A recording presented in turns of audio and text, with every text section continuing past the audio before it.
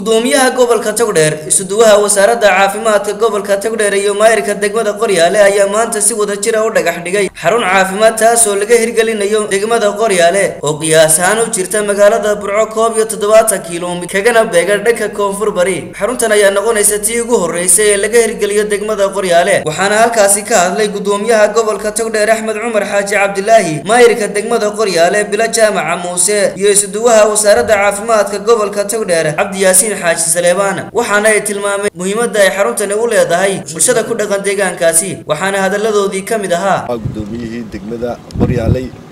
isuduwayaasha kulli runtii ka soo dhaxay isuduwayaasha gobolka ama gaar ahaan labada wasaaradood caafimaadka iyo waxbarashada oo runtii aan oran karo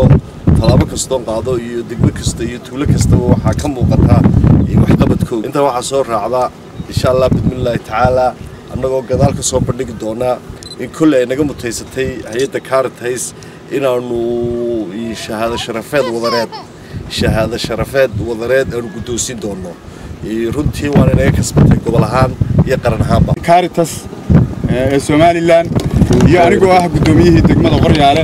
halkan aanu taaganahay waa goobta dhagax dhigii haddaanu dhagax dhigayna dhagax dhigno xarunta caafimaadka ee degmada Qoryaale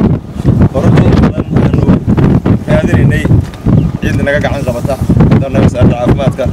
إمام جوجل كما ما نتراي أن إلهي مهدي الناس ورجع شيء نجا بشهادة كاريتاس إن هل كانوا كاريتاس من هل سنتر إلا بدني وين بدن كنتي وبحريد هل كانوا يساوي حكوا نشري هل سباسكي وراء دقمة أو كانوا هو حسي لكن دني مركنا بشوها إن كائن دلو يوم خلاص ميلك runtii maanta dhamaanteen farxada ay noqoto inaynu dhagax si wada jir ah u dhagax dhigno xarunta caafimaadka